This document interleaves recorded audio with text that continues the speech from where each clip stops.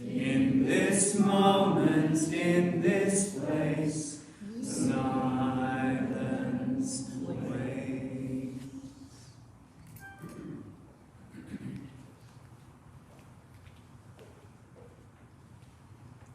Good morning, everyone. A very warm welcome to all of you here this morning, and also to any of those people watching on the live stream, and also any watching via podcast later on.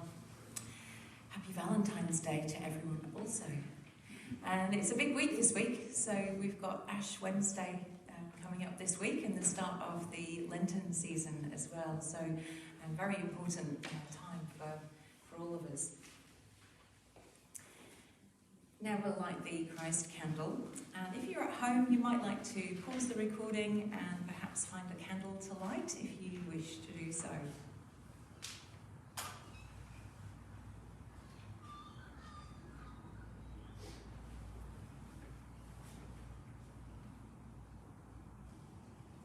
Today we recall the story when Jesus radiated love and grace on the mountaintop. God affirmed again his belovedness. We light this candle, reminding us that we too are beloved of God. And our acknowledgement of First Peoples and country. We acknowledge that we gather on the lands of the Kaurna people, the traditional owners of the Adelaide Plains, whose sovereignty was never ceded. We acknowledge their elders past and present, and celebrate the continuation of culture. As a community who gather on Kaurna land, we support the Uluru Statement from the heart.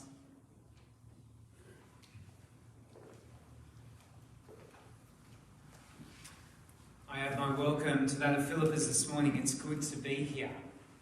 Let us sing together again in this moment, in this place. All is wonder, all is grace. In this moment, in this place, all is wonder, all is grace. In this moment, in this place, we are one.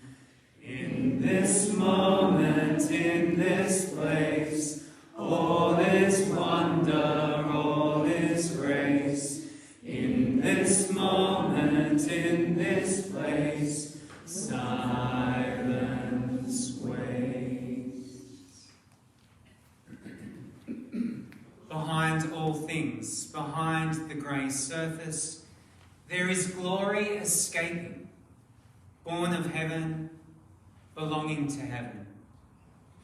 A light that welcomes a more profound way of seeing things, that transfigures the world, that casts a spell of hope, that sees the glory in the cross and life within death. It is a glory that meets us here on the mountain where Jesus Christ covered the dust of the world, is caught up in the glory of heaven. Welcome to the mountain. In this moment, in this place, all is wonder, all is grace. In this moment, in this place, we are one. In this moment, in this place, all is wonder, all is grace. In this moment, in this place, silence waits.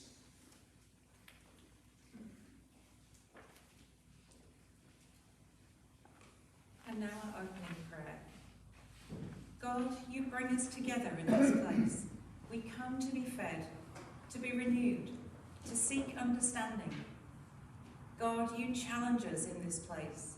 We embrace the challenge, trusting that through challenge we grow in faith. God, you are revealed in this place, sometimes in shining glory, sometimes in tears and struggle. Struggle and tears often come, when we are eager to find hope in where we put our own progress, when we are quick to find our faith in systems that ensure our entitlement, when we are tempted to find your sovereignty in situations we can control ourselves. Help us not to proclaim ourselves, but to proclaim the light of the gospel and the glory of Christ. God, as we worship in this place, refresh, renew and challenge us so that we would see your awesomeness. May Christ's light shine in our hearts and into the world. Amen. God's light shines in your hearts and through you. In the face of Jesus Christ, God's glory and grace is revealed and accessible to all of us. The peace of the Lord be with you. And also with you. Please take a moment to catch another's gaze, bow if you like, and offer a sign of peace to one another.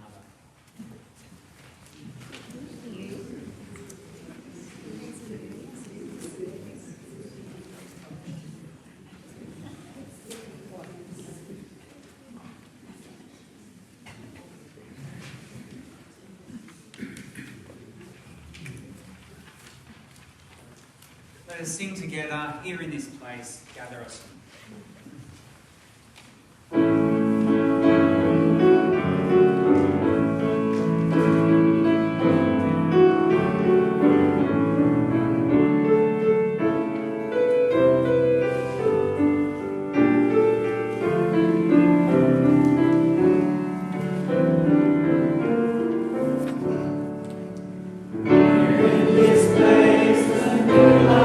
Streaming, now is the dawn.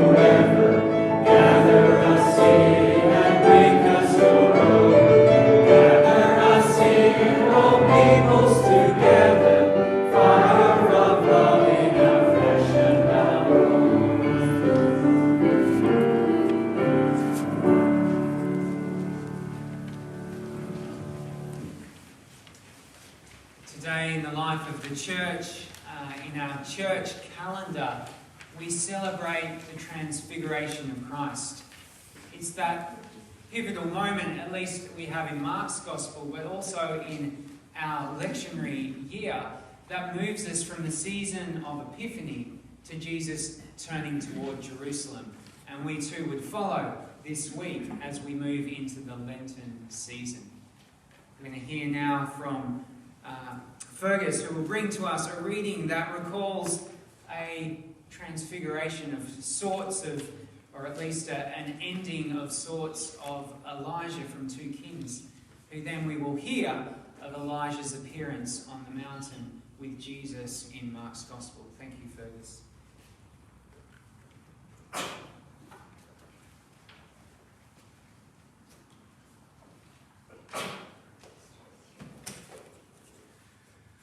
So this is 2 Kings, chapter 2, verses 1 to 21. Amazing story. Now when the Lord was about to take Elijah up to heaven by a whirlwind, Elijah and Elisha were on their way from Gilgal. Elijah said to Elisha, "Stay here, for the Lord has sent me as far as Bethel." But Elisha said, "As the Lord lives and as you yourself live, I will not leave you." So they went down to Bethel. The company of prophets who were in Bethel came out to Elisha and said to him, "Do you know that today the Lord will take your master away from you?" And he said, "Yes, I know. Keep silent." Elijah said to him, "Elisha, stay here, for the Lord has sent me to Jericho." But he said, "As the Lord lives and as you yourself live, I will not leave you." So they came to Jericho. The company of prophets who were at Jericho drew near to Elisha and said to him, "Do you know that today the Lord will take your master away from you?" And he said, "Yes, I know. Be silent." Then Elijah said to him, "Stay here, for the Lord has sent me to the Jordan." But he said, "As the Lord lives and as you yourself live, I will not leave you." So the two of them went on. 50 men of the company of prophets also went and stood at some distance from them as they both were standing by the Jordan. Then Elijah took his mantle and rolled it up and struck the water. The water was parted to the one side and to the other, until the two of them crossed on dry ground. When they had crossed, Elijah said to Elisha, "Tell me what I may do for you before I am taken from you." Elisha said, "Please let me inherit a double share of your spirit." He responded, "You have asked a hard thing, yet if you see me as I am being taken from you, it will be granted you. If not, it will not." As they continued walking and talking, a chariot of fire and horses of fire separated the two of them, and Elijah ascended in a whirlwind into heaven. Elisha kept watching and crying out, "Father, Father, the chariots of Israel and its horsemen." But when he could no longer see him, he grasped his own clothes and tore them in 2 pieces. He picked up the mantle of Elijah that had fallen from him and went back and stood on the bank of the Jordan.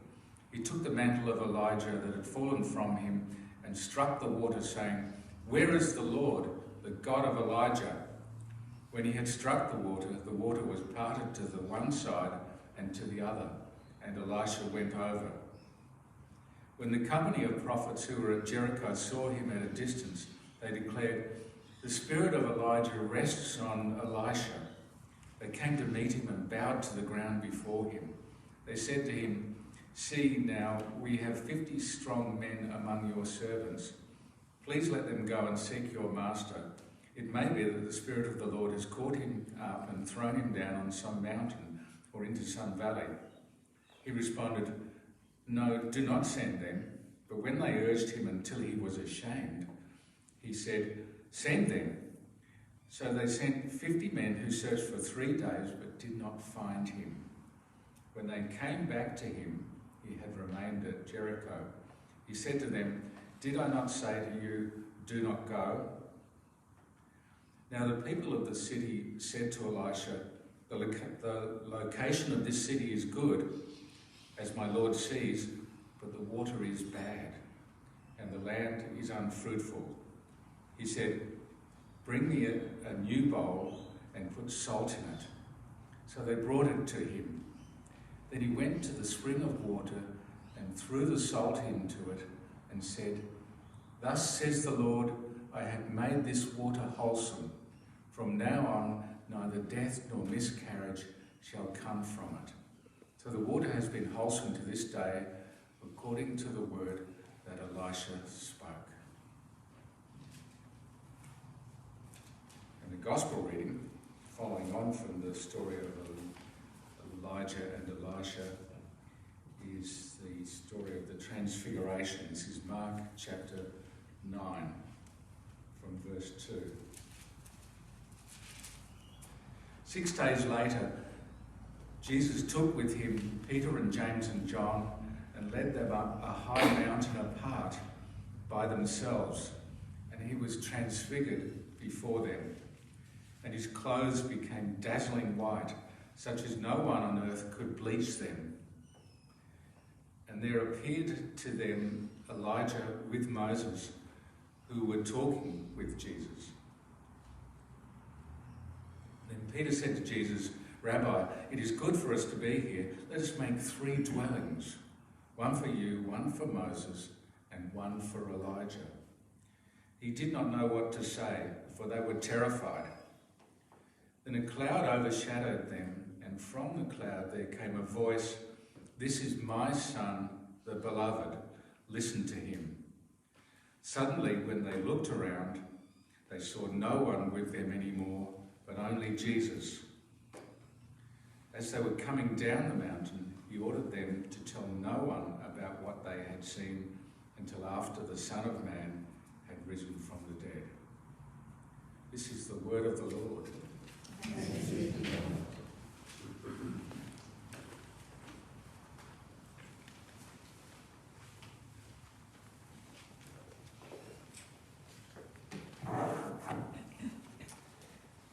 Thank you, Fergus.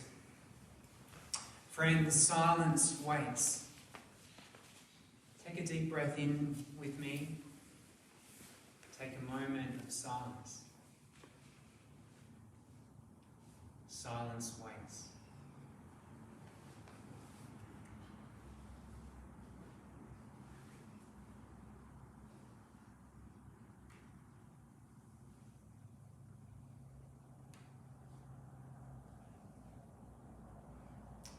Just over 18 months ago, Sarah, the boys and I returned from our long service leave trip where we were camping in our camper trailer, as you know, up Queensland coast across to the Northern Territory and back down the centre.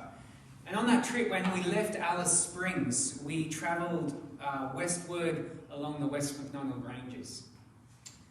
I had no idea of the magnificence that was in store.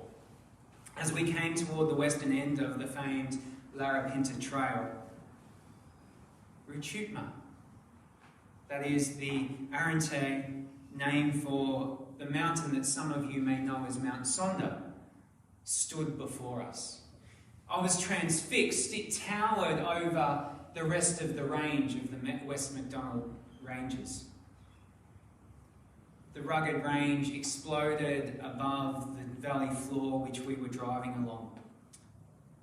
And in a moment of inspiration, I said to Sarah, "What if after we set up camp, I run up there?"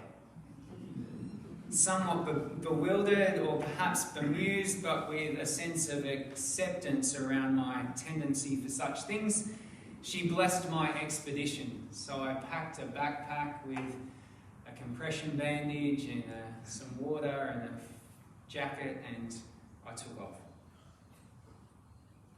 I set off for the 8-kilometre climb to the 1,380 metre summit. The experience was exhilarating. I was predominantly captured by silence for the 2-hour return trip, with only the sound of my breath, the wind on the summit, and the very occasional hello from a passing hiker. I felt so connected to that moment, so in awe of the ancient country, so mesmerised by the sacredness of the land.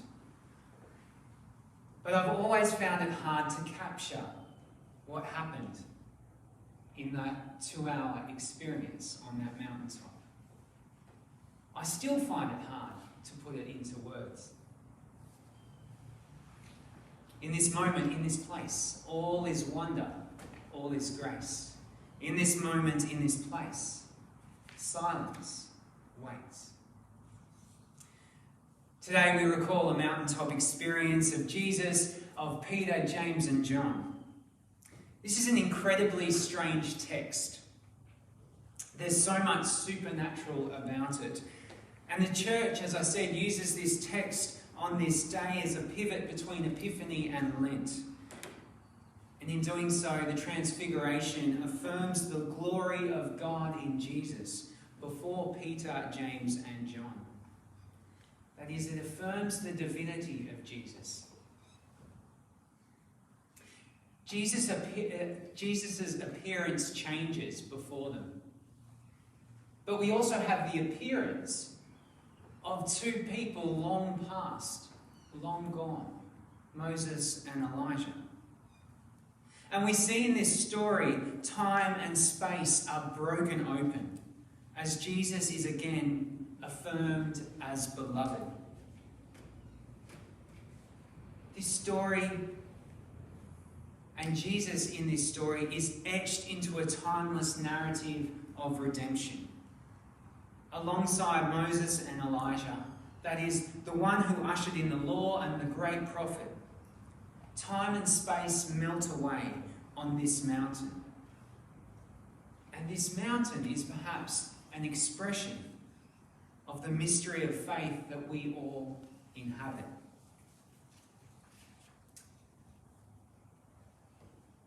There's a few things I think it's fair to say in our faith tradition, and we might pick and choose these things ourselves, but there's definitely a few things in our faith tradition that we rarely highlight or seek to unpack, or maybe just stick in the too hard basket. Like, who or what were the angels that brought messages to Elizabeth and Mary and Joseph? Who sings Gloria at Jesus' birth? How does Elijah disappear and ascend in a whirlwind with chariots of fire? Are these images, are these angel figures literal or metaphorical? What about the Spirit of Jesus that is promised to us when he departed? What about the presence of the risen Jesus suddenly entering through locked doors and saying, "Peace be with you"? How does Elijah and Moses end up on the top of the mountain surrounded by Peter, James and John with Jesus? How does Jesus become transfigured?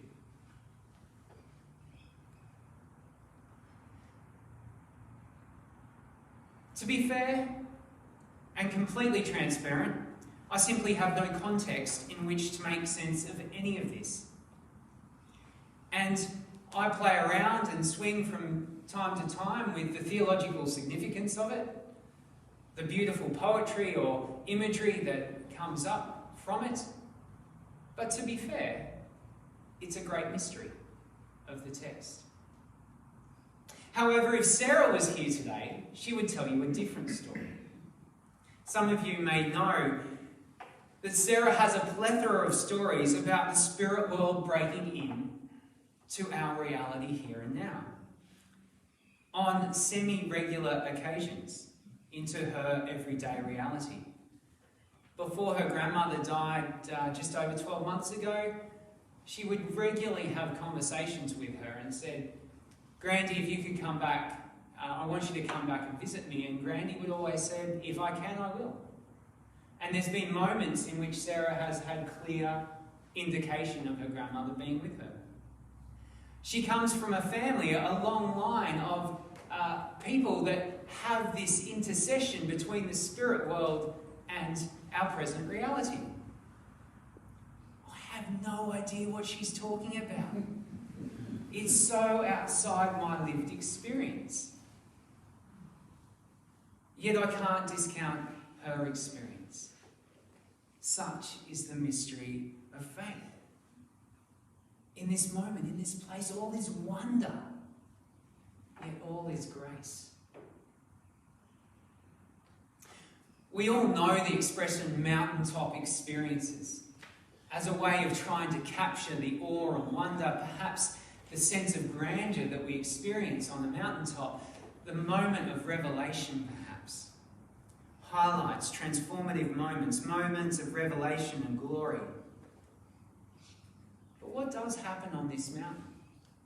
And what relevance does it have for us today? How do we make sense of mystery in our lives? How do we understand and make sense of God in the world? How do we put together these things we have no reference point for?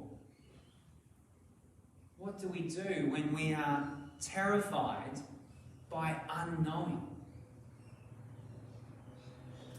As I said, this story demonstrates the narrative of redemption, the story of God's liberating love and grace breaking through and sitting outside our notion of time and space, without a finite ending or beginning.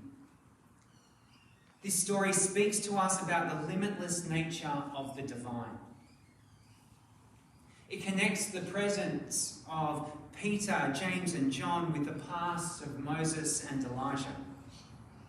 And as I said, it's a point, a pivot in Mark's gospel and our church year, as Jesus is once again affirmed by God in his movement toward Jerusalem.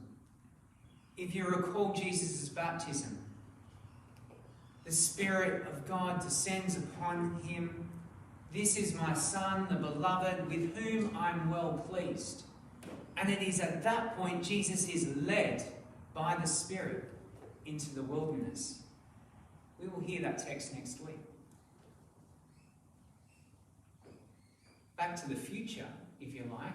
We're now in chapter 9.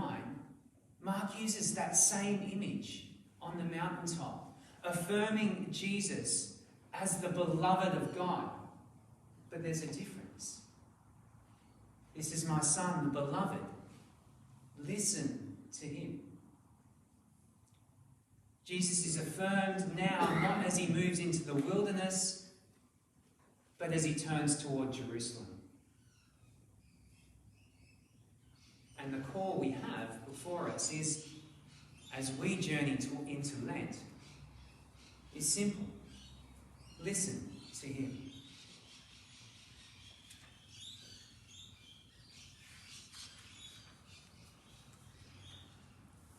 The presence of two great legends of the faith, Moses and Elijah, connects Mark's hearers to the law and the prophets. It affirms Jesus' place in that history, if you like, in that tradition. Moses receiving the law, himself having been transfigured by his own mountaintop experience on Sinai. And then the great prophet Elijah, who came face to face with God, not in fire or earthquake, but in silence. Mark's hearers know and understand this story, so do we, as we recall the stories of Elijah and Elisha and passing on the mantle of faith. It's in this context that Peter, James and John follow Jesus up to the mountain to be enveloped by a cloud and hear the simple message from the voice from the cloud. This is my Son, the beloved. Listen to him. Listen. Peter's position is consolidate this moment, to capture it. He wants to hang on to it. He wants to contain it. He speaks. Jesus, it's wonderful to be here. Let's make 3 dwellings, one for you, one for Moses, and one for Elijah. Let us mark this moment. Let's build a memorial so we can preserve this experience and we can remember it forever. Let's make this moment last. All is wonder. Peter is perplexed. He doesn't quite understand what's happening before him, and naturally so. I can resonate. I'm sure many of you would be equally perplexed. But we hear that he speaks from a place of terror. It's wonderful, he says. This is good, he says, in the absence of knowing what else to say. He speaks because he's terrified. And then he seeks to memorialize this moment, to capture this moment, to make it last forever. Peter tries to make something concrete out of something that simply cannot be concrete. He tries to consolidate his understanding of something that perhaps can never fully be understood. In this moment, in this place, all is wonder, all is grace. The mystery component of faith is vital. And what Mark offers us in this moment is a reminder that this person of Jesus, the revelation of God in human form, is wrapped up in the divinity, the divine mystery of unknowing. That the story of redemption cannot be contained to a time or place, but would rather break open our conscious minds and invite us to seek and make sense and understand from a place of mystery. So this moment is not to be memorialised, to be captured, to be protected, to be made last. What is it for? The cloud that envelops them is a beautiful image. It intensifies the notion of mystery, if you like. It probably wouldn't surprise you that as I drove here this morning from the south and looked up to the Mount Lofty Ranges, a slither of cloud enveloped the top of the ranges. A thin veil of cloud sat across the summit ridgeline. The cloud that covers this story intensifies it. It adds to the mystery. It adds to the unknown. And for Mark, it again connects the story to Jesus' baptism. And the prophet Isaiah's longing, if you recall, for the heavens to be torn open and for God to come. A voice from the cloud says, "This is my son, the beloved. Listen to him." Listen to him. This is the moment in Mark's Gospel that Jesus turns toward Jerusalem. It is at this point that he foreshadows what is to come. And we too as the church mark this moment as we ready ourselves for the Lenten journey ahead. "This is my son, the beloved. Listen to him," is in direct opposition to Peter speaking because he didn't know what to say. This text, this story, this mystery calls us to silence, to listen. When we're terrified, when we're full of wonder, when we're sure, when we're unsure, silence waits for us. So perhaps most telling in the call to not speak, what is most telling is the call not to speak. Even if we're unsure what to say and we think we need to fill the void. It's even not to act. It's not to build a monument or dwelling because we think that is the most amazing thing that we have ever seen and we need to capture it. No, perhaps the most telling call as Jesus turns toward Jerusalem is simply to be silent and listen.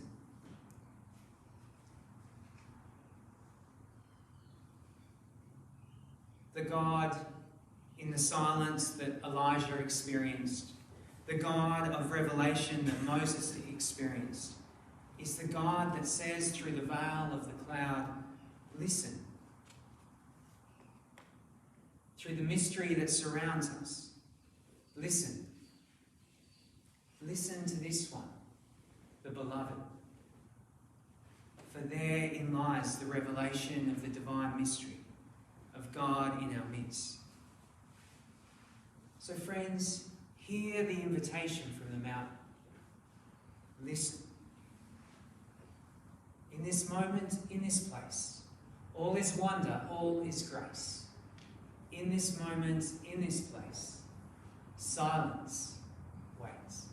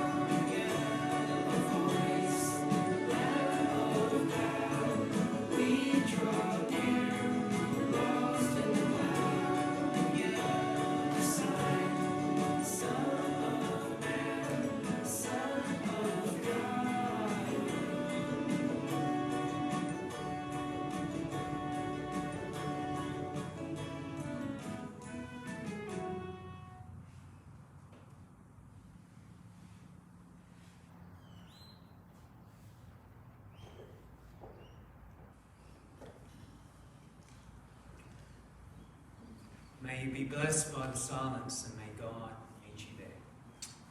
Amen.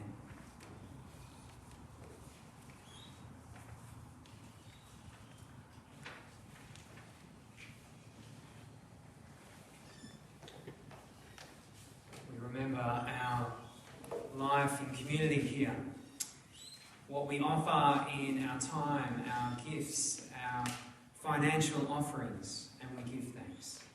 So we affirm together that as a community we give our time, our money, our prayers, our compassion, our grace and love. God accept all that we are and all that we give. Amen.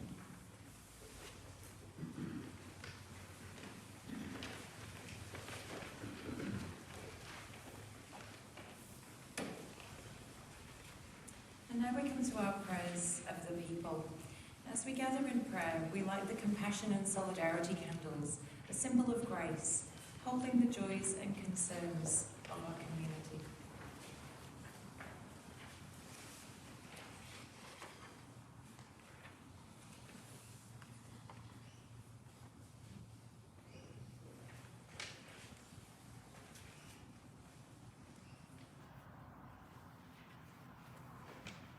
And the prayers of the people are responsive prayers, so the response and the prayer is on your order of service on the back page. And so if you could respond with the words in bold. Let us pray. In the shadows of this world, working for a politic of justice, in the hunger of your people, speaking out for trade rules that are fair. May we be people of transfiguration. In the conflict of the world, living lives of peace, in the prejudice of our traditions, speaking words of inclusion and acceptance. May we be people of transfiguration. In the grieving of your people, being the presence of hope. In the propaganda of the nations, being the way of truth.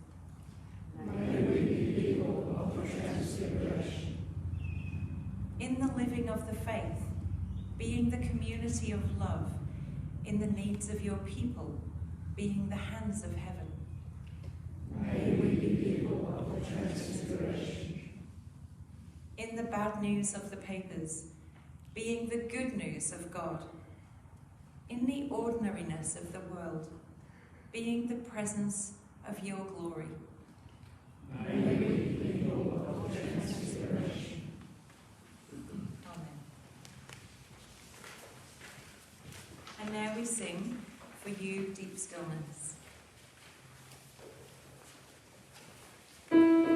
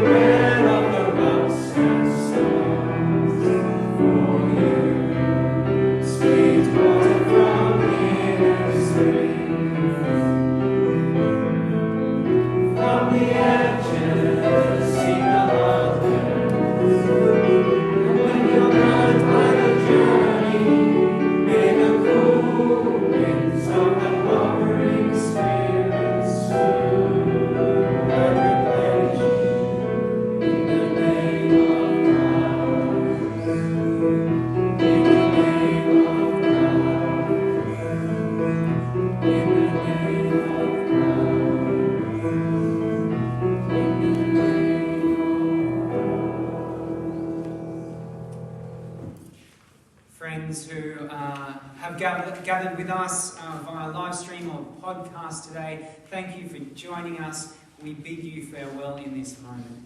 Go in the name of Christ. Amen.